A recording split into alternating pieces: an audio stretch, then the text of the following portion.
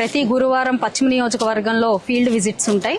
అంటే మనకి గ్రీవియన్స్ లో వచ్చిన సమస్యల మేరకు అక్కడికే వెళ్లి పరిష్కరించే ప్రయత్నం చేసే ఒక కార్యక్రమం ఇది. అందులో భాగంగా ఈ రోజు ఉద్యోగ నగర్ కి రావడం జరిగింది. మనకి ఇక్కడ స్థానికంగా ప్రజలందరూ కూడా ఒక ట్యాంకీ సమస్యని మా దృష్టికి తీసుకొచ్చినప్పుడు అదేంటి అన్నది ఈ ఫీల్డ్ లో విజిట్ చేసి లేవనెత్తిన సమస్య ఏంటి, దానికి తగు పరిష్కారం ఏంటో ఈ రోజు చూడడం కోసం ఇక్కడికి రావడం జరిగింది. అయితే ప్రధానంగా ఇక్కడ ఉద్యోగ నగర్ వాస్తవ్యులు అందరూ కూడా మరి ఒక వారం 10 రోజుల క్రితం మా ఇంటి పక్కన అంటే ఇక్కడ ఈ సంజయ్ ఆర్కేడ్ అనే ఒక అపార్ట్మెంట్ పక్కన ఉన్న స్థలంలో ట్యాంకీకి శంకుస్థాపన చేయడం జరిగింది.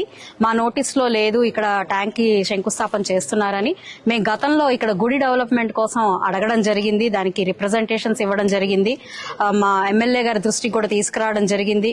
మరి నా దృష్టిలో కూడా అది ఉంది. అయితే ఆ స్థలం ఇదా కాదా అన్న ఒక నిర్ధారణ కోసం ఈ రోజు ఇక్కడ ఫీల్డ్ విజిట్ చేయడం జరిగింది.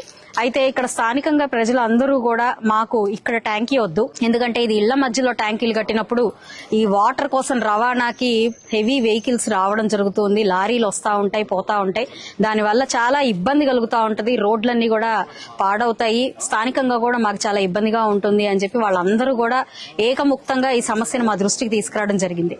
అయితే ఎంట్రన్స్ లోనే ఆర్చి పక్కనే ఉన్న స్థలంలో ట్యాంకీకి మనం ఏర్పాటు చేసుకోగలిగితే ఇబ్బంది ఉండదు, రోడ్డుకి దగ్గరగానే ఉంటుంది కాబట్టి రాకపోకలకి ఇబ్బంది లేదు. అదేవిధంగా ఆల్రెడీ వాటర్ పైప్ లైన్ ఆ రోడ్డు మెయిన్ రోడ్డు దాకా వేసి ఉన్నది కాబట్టి అక్కడ ట్యాంకీ నిర్మించినట్లయితే స్థానికంగా మాకు ఇబ్బంది ఉండదు, సౌకర్యవంతంగా కూడా ఉంటుంది అని చెప్పి ఇక్కడ ప్రజలందరూ కూడా అభిప్రాయపడడం జరిగింది.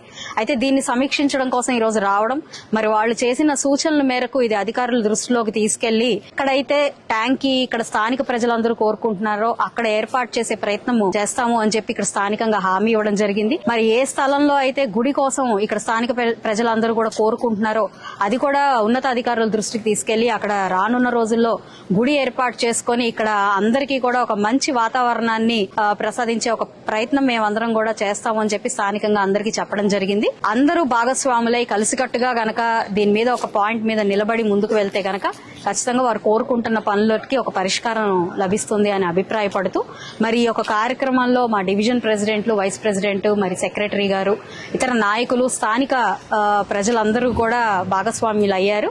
అందరికీ కూడా పేరు పేరున కృతజ్ఞత చెప్తూ సెలవు.